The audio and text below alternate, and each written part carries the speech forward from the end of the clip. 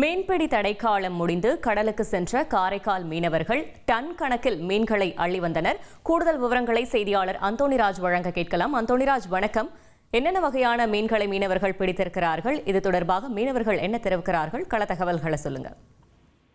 தமிழகம், புதுச்சேரியில் மீன்பிடி தடைக்காலம் முடிவு பெற்று காரைக்கால் மீன்வளத்துறை அறிவித்தின் பேரில் கடந்த 14ஆம் தேதி காரைக்கால் மீனவர்கள் கடலுக்கு மீன்பிடிக்க சென்றனர்.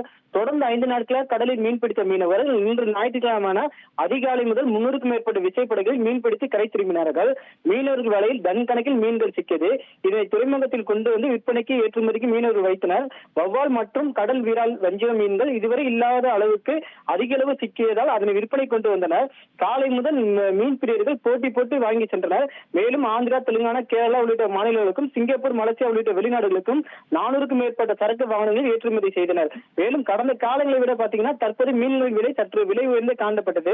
உயரக வவால் மீன் பாத்தீங்கன்னா 1400க்கு விற்பனை செய்யப்பட்டது. இதேபோல் வஞ்சிரம் 900 ரூபாய்க்கும், பாறை 320க்கும், சங்கரா மீன் 180க்கும், காணாங்குளத்து 200க்கும், கருவால் மீன் வந்து பாத்தீங்கன்னா 750க்கும், நண்டு 500க்கு, டைகர் 1100க்கும் விற்பனை செய்யப்பட்டது.